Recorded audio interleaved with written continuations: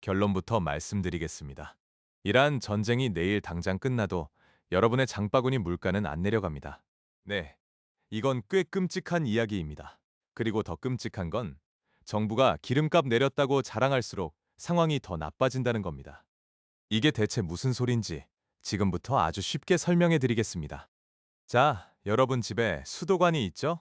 수도관 하나가 막히면 물이 안 나옵니다. 그런데 지금 세계 경제의 수도관, 호르무즈 해협이라는 곳이 막힐 위기에 처해 있습니다. 전 세계 원유의 약 20%가 이 좁은 바닷길을 통과합니다. 2026년 2월 28일 미국과 이스라엘이 이란을 공습하면서 이 수도관에 금이 가기 시작했고, 이란은 그 수도관 아예 잠가버리겠다고 으름장을 놓고 있습니다.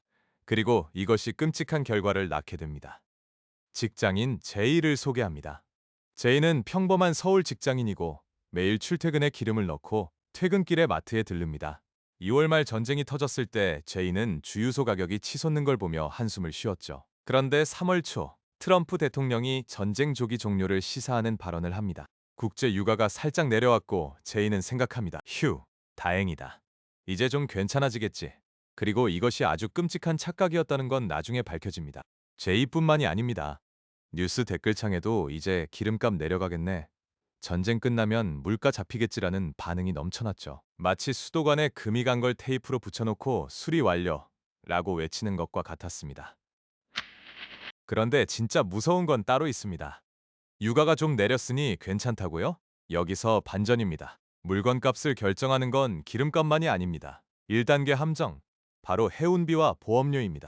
호르무즈 해협이 위험해지면 배들은 아프리카 남단을 돌아가야 합니다. 항해 거리가 약 2배로 늘어나죠. 연료비 폭등. 그런데 더 소름 돋는 건 보험료입니다. 전쟁 지역 근처를 지나는 화물선의 보험사들이 보험료를 10배, 20배로 올려버립니다. 어떤 보험사는 아예 보장을 거부하죠. 약간 문제가 있는 수준이었습니다. 아니, 솔직히 말하면 대재앙이었습니다. 이 비용은 누가 냅니까? 네, 여러분이 생각하는 그겁니다. 우리가 냅니다. 마트에서 사는 수입 과일, 밀가루, 식용유, 전부 배로 옵니다. 기름값이 내려도 배삭시 폭등하면 물건값은 그대로거나 더 오릅니다. 저희가 주유소 전광판만 쳐다보는 사이 보이지 않는 청구서가 쌓이고 있었던 겁니다. 그리고 이것이 끔찍한 결과를 낳게 됩니다.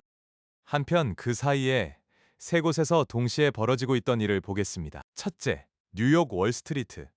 투자자들이 전쟁 공포의 안전자산인 달러로 몰려갑니다. 달러 초강세. 둘째, 서울 외환시장. 원화 가치가 곤두박질 칩니다. 원달러 환율이 1,400원을 넘어 1,500원을 위협하죠. 셋째, 제2의 동네 주유소. 전광판 가격은 약간 내렸습니다. 제이는 안도하죠. 하지만 제이가 모르는 게 있었습니다. 2단계 함정, 환율입니다. 한국은 원유를 전량 수입합니다. 달러로 사오죠. 국제 유가가 배럴당 5달러 내려가도 환율이 100원 오르면 수입 원가는 오히려 더 비싸집니다. 쉽게 말해 할인 쿠폰을 받았는데 계산대에서 환전 수수료로 더 뜯기는 겁니다. 유가와 환율, 이 이중고가 제2의 지갑을 양쪽에서 조이고 있었습니다. 약간 불편한 상황이었습니다. 실제로는 지갑이 납작해지는 참사였죠. 자, 여기서부터 웃을 수 없는 이야기입니다. 3단계 함정, 물가의 고착화. 기업들은 원자재 가격이 오르면 제품 가격을 올립니다. 당연하죠? 그런데 원자재 가격이 내려가면 제품 가격을 내릴까요? 네. 여러분이 생각하는 그겁니다. 안 내립니다. 인건비가 이미 올랐습니다. 전기료가 올랐습니다. 물류 계약은 이미 비싼 가격으로 체결됐습니다. 한 번 오른 가격은 엘리베이터처럼 올라갔다가 내려올 때는 계단으로 내려옵니다. 아니, 솔직히 계단도 안 내려옵니다. 그냥 위층에 눌러앉죠. 이걸 경제학에서는 비용 인플레이션의 고착화라고 부릅니다. 쉽게 말하면 돈 먹는 기계가 한 번 작동하면 꺼지지 않는 겁니다. 그리고 여기서 진짜 역설이 등장합니다. 정부가 유류세를 깎아서 기름값을 인위적으로 내려줍니다. 사람들은 오 기름값 내렸네 하고 평소처럼 소비합니다. 수요가 줄지 않으니 물가 하방 압력도 없죠. 게다가 정부가 세금을 깎으면 그만큼 재정에 구멍이 납니다. 결국 다른 곳에서 세금을 더 걷거나 공공요금을 올려야 합니다.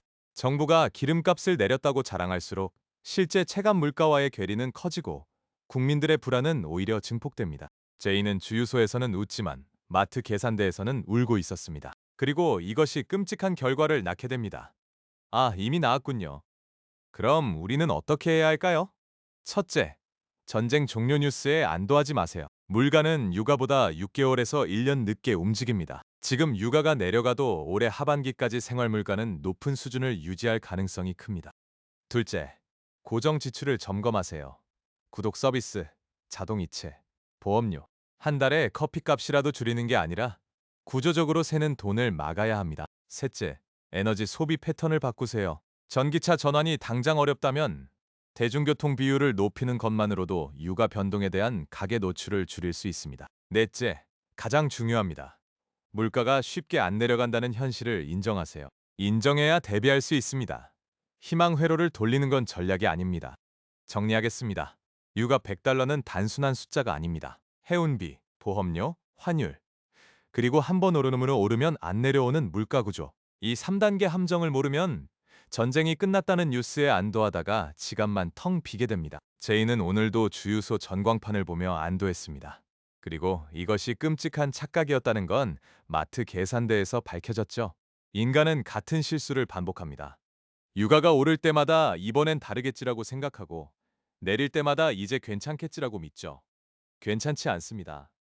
이 영상이 여러분의 경제적 판단에 도움이 되었다면 구독과 좋아요 부탁드립니다. 주변에 전쟁 끝나면 물가 내려가겠지라고 말하는 분이 있다면 이 영상을 공유해주세요. 다음 영상에서는 환율 1,500원 시대에 우리 자산을 어떻게 지켜야 하는지 다뤄보겠습니다.